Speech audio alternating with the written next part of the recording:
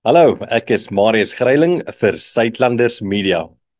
Vandag se video is maar net weer eens om jou aandag daarop te vestig dat ons land bestuur word deur klomp narre. Die video sal begin met halflogiese besluite wat al geneem is in ons land, maar wat slegte gevolge op die ou en gehad het. En dan draai die onderwerpe na heeltemal klap jou voorkop met jou hand en sê, "Eish, wat dink hulle?"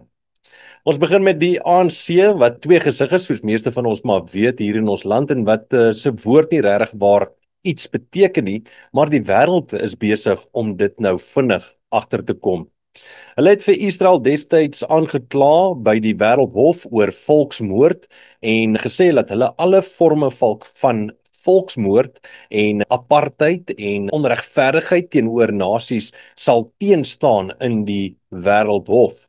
Wel, Iran is volgens baie mense se opinie besig met 'n volksmoord in hulle land. Daar's natuurlik al hierdie optogte wat plaasvind van daai betogers en aan die polisie se kant kan mens maar sê word daar mense hewig uitgemoor en almal vra nou, waar's die ANC nou? Hoekom vat hulle nie vir Iran ook na die Wêreldhof toe nie? Wat tog geld vir die een geld vir die ander een, maar dit lyk nie of dit met die ANC so werk nie. Dan so gepraat van Iran. Lyk my hulle is nog steeds besig om deel te neem aan die vlootoefeninge hier in die Kaap wat tussen ons, Rusland en China en dan nou Iran gehou moes word. Natuurlik het die hoofstroom media gesê dat Iran gaan nou net op die kantlyn sit. Hulle gaan maar nou net observeer. Hulle gaan nie meer weer deelneem nie. Maar tog kom maar nou berigte uit wat lyk asof hulle maar nog steeds deelneem aan hierdie vlootoefeninge. Hoekom is dit belangrik? Wel, kom ek gaan nie nou die perdekar voor die perde in saal nie. Die ANC die ANC vier fees op hierdie oomblik want hulle sê ons gaan deel raak weer van die AGOA ooreenkoms tussen Amerika en die Afrika lande. Dis natuurlik handelsooreenkoms wat baie goed gesind is teenoor die Afrika lande hierdie AGOA. Maar die ANC vier fees en sê dis as gevolg van hulle harde werk dat ons as Suid-Afrika weer gaan ingesluit word by die AGOA ooreenkoms. Maar die koel is nog nie deur die kerk nie. Daar moet nog 'n bietjie water onder deur die brug loop want die Amerikaanse Senaat moet dit nog afteken. President Donald Trump moet dit nog afteken. En ek is nie seker of hulle dit gaan afteken nie. Soos ek nou voorheen genoem het, ons het een van hulle bondgenote al hof toe gevat wat Israel is. Ons is besig om met hulle teenstanders wat China, Rusland, Iran is ons besig om militêre oefeninge mee te doen. En dan natuurlik alles wat hulle op die wêreld verhoog doen, praat die ANC nie goed nie. Soos byvoorbeeld nou Venezuela se president wat ontvoer is, het die ANC lekker reg waar hulle monde oopgemaak en uitgespoel teenoor Amerika. So hoekom sal Amerika dan ons goedgesind wees en ons deel maak van AGOA? Inteendeel het Amerika gesê almal wat met Iran handel dryf, gaan 'n ekstra 25% tariewe op hulle kry wanneer hulle weer met Amerika gaan handel dryf. Nou Amerika is een van ons grootste lande waarmee ons handel dryf op hierdie oomblik. Ons het 'n 30% tarief teen ons.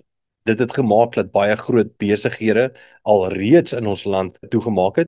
Ek weet byvoorbeeld die filmindustrie het 'n groot hou gevat of 'n knak gevat as gevolg van hierdie tariewe. En as ons nou 'n ekstra 25% moet ekstra bykry, dan staan ons op 55% tariewe van Amerika af. Dit gaan vir ons groot skade lei. Maar nou ja, ons vat nie vir Iran Wêreldhof toe nie en ons maak onsself 'n vyand teenoor Amerika, alhoewel ons sê ons is met niemand op hierdie stadium vyande nie. Dan die toppunt van die belaglikheid wat uit ons regering uitkom en dit is van ons eie president af, Cyril, wat op die ADSW summit wat gaan oor klimaatsverandering en sulke tipe dinge, het hy die mees belaglikste ding op die verhoog kwyt geraak. Hy het gesê hulle het 'n briljante plan uitgedink. Op nasionale vlak het hulle hierdie plan uitgedink en hy het ook seker gemaak om vir almal te sê hulle was nie gefors in hierdie plan in nie. Ek weet nie wat dit betrekking met enige iets, maar in elk geval. En ons is nou so goed met hierdie plan. Ons voer dit al so goed uit die laaste paar jaar dat daar's ander lande wat nou dieselfde paadjie begin stap. Hulle kyk na ons en hulle gaan nou ook nou hierdie plan begin doen. Nou wat is hierdie briljante plan waarvan nou Cyril praat op die wêreld verhoog?